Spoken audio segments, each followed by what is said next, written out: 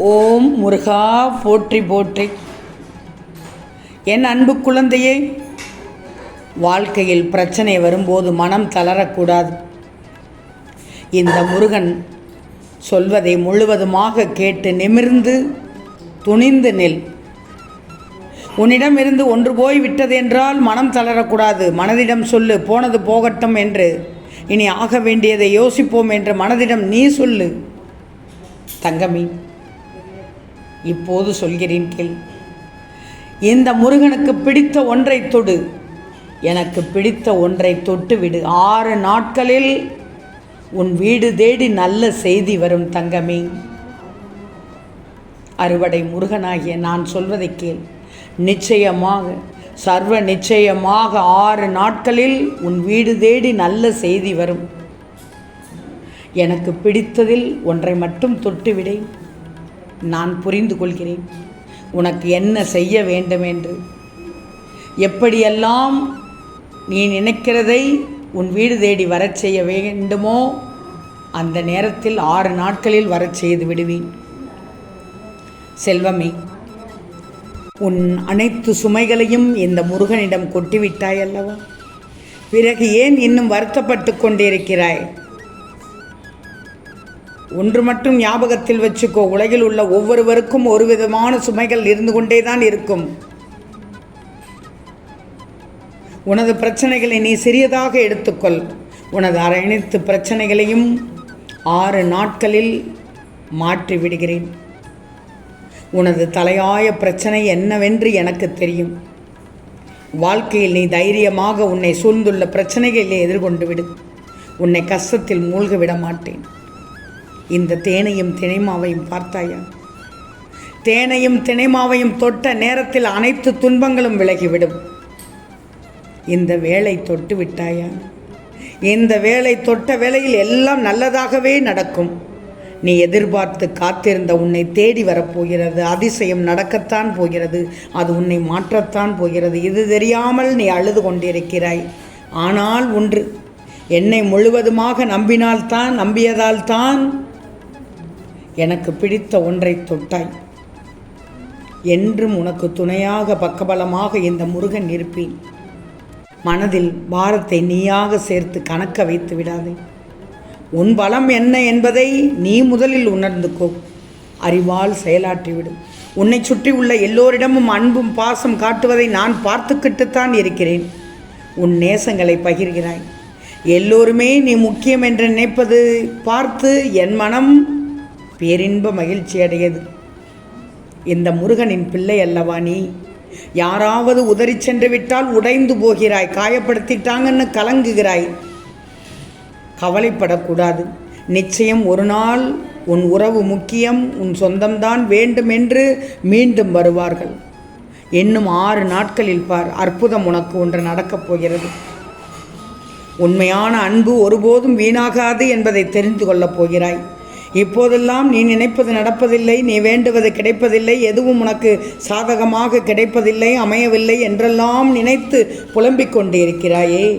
இது உனக்கான கஷ்டகாலம்னு நீ நினைத்து கொண்டிருக்கிறாய். இல்லை தங்கமே, இது உன் இஷ்டகாலம். நீ நினைத்ததுக்கு மாறாக இன்னும் 6 நாட்களில் சகலமும் பெறப்போகிறாய்.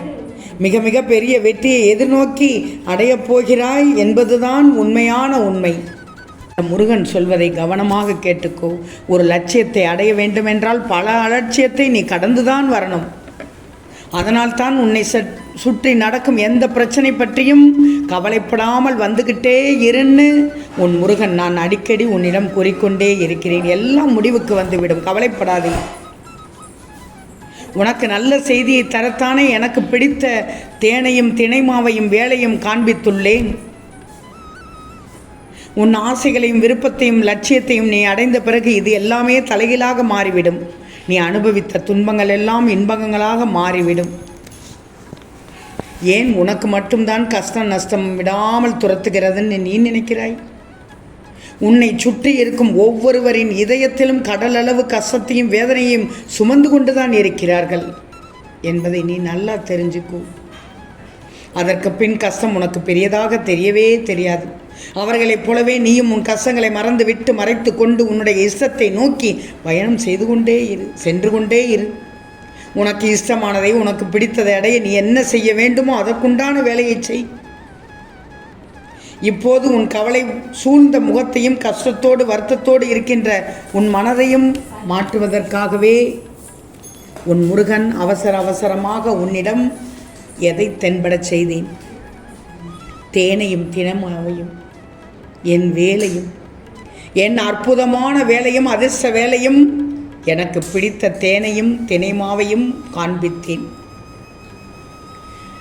எல்லோர் கண்ணிலும் இது தென்பட்டு விடாது, எல்லோர் கண்களிலும் இதை பார்த்துவிட முடியாது. புண்ணியசாலிகளால் மட்டும்தான் இந்த முருகனின் பதிவை பார்க்க முடியும், கேட்க முடியும்.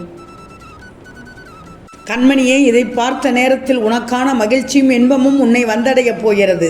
நீ என்று என்னை முருகா முருகா என்று அழைத்து உன்னிடத்தில் நான் என்னும் சொல்லுக்கு முருகன் என்ற அர்த்தத்தை கண்டாயோ, அன்றைக்கே நீ என்னுடைய உயிரான பொறுப்பு. அதனால் நீ எதற்கும் பயப்படக்கூடாது.